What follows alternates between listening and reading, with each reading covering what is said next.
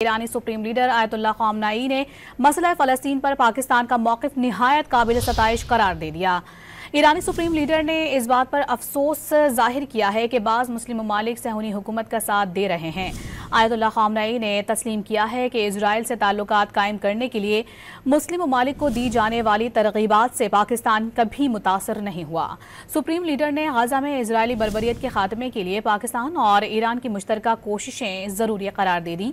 वाज़ेह किया कि ईरान और पाकिस्तान के ताल्लुकात हमेशा बरादराना रहे हैं। ईरान और पाकिस्तान कई शोबों में एक दूसरे की मदद कर सकते हैं। आयतुल्लाह ख़ामनेई ने सोशल मीडिया पर जारी बयान में पाक भारत तनाज़े में कमी पर इत्मीनान का इजहार किया। ईरानी सुप्रीम लीडर आयतुल्लाह ख़ामनेई ने मसला फ़लस्तीन पर पाकिस्तान का मौक़िफ़ निहायत काबिल सताइश करार दे दिया।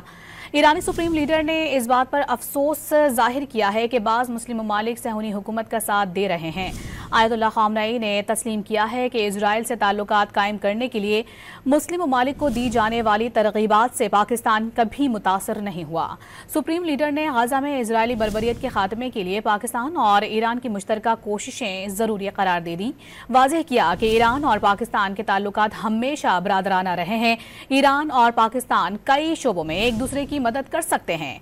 आयतुल्लाह ख़ामनेई ने सोशल मीडिया पर जारी बयान में पाक भारत तनाज़े में कमी पर इत्मीनान का इजहार किया।